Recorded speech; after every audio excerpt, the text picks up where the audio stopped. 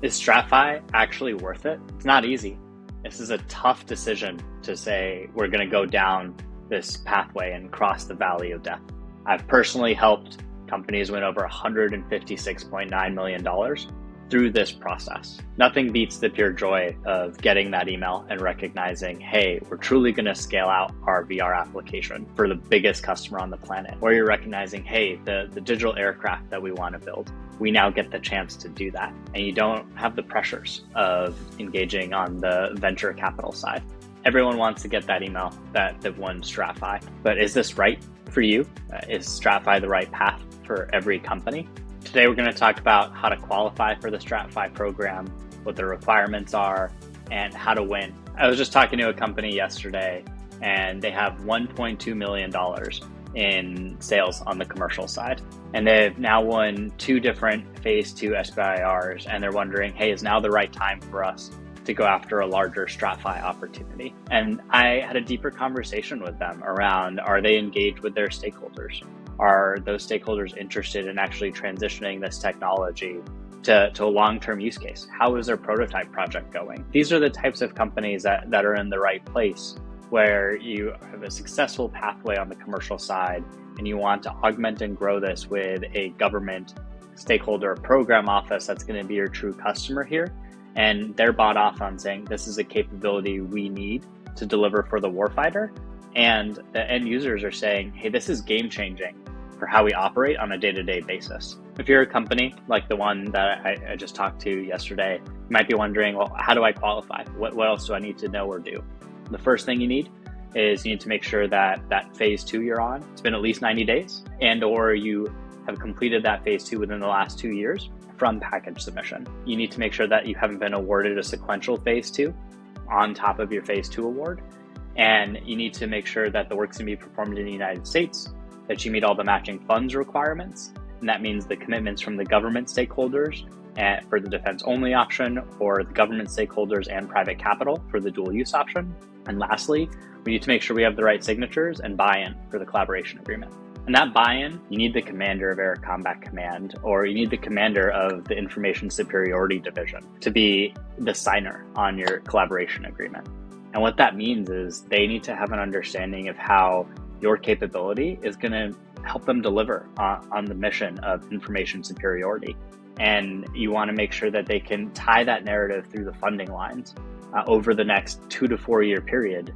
So this way that funding can come to your company to deliver this capability for the Information Superiority Directorate as part of Air Combat Command. That's the level of buy-in you need to get to be successful as a STRATFI company. The successful founders that are in this stage of transitioning to a STRATFI contract are building those deep relationships within the major command or within the program office that they're working with. They're getting to understand who the action officers are. They're getting to understand the trade-offs of the capabilities that they want to build. They get an understanding of the budget structure. How much R&D funding do they have? How much operations and maintenance funding do they have? What types of money and how much are they getting over the next year? And they're also getting a deeper understanding through these relationships of what capability are these programs, offices, and the programs they're working on responsible for delivering. How do they tie into accelerating that mission and making sure that they're prepared to win in the great power competition?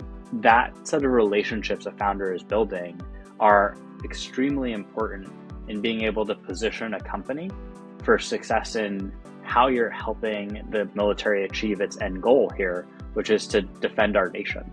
And in an era of great power competition, what that means is the military is reorganizing and reshaping itself to faster integrate and develop these capabilities. So let's say you're working within Air Combat Command and the Information Superiority Directorate, and you are trying to deliver a better set of cyber capabilities to defend our networks. As you're doing that, you're not only engaging with a general officer, you're also going to be engaging with the people that are operating this on a day-to-day basis and the group of folks that are responsible for organizing, training, and equipping inside of Air Combat Command.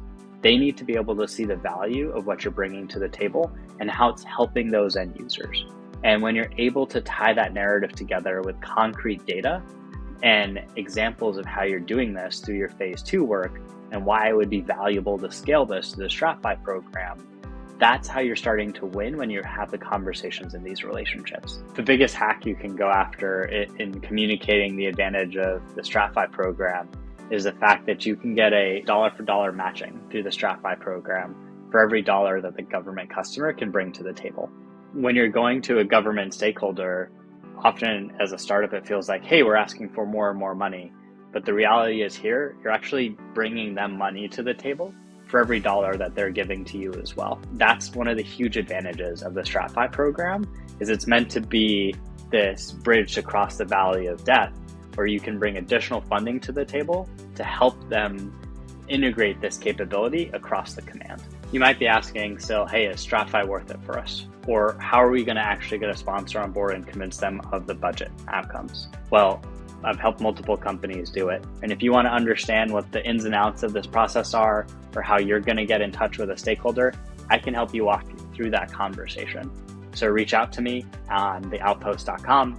You can set up a meeting on my calendar or comment below and I'll respond and be able to help you out with answering this question. If STRATFI is really worth it for you.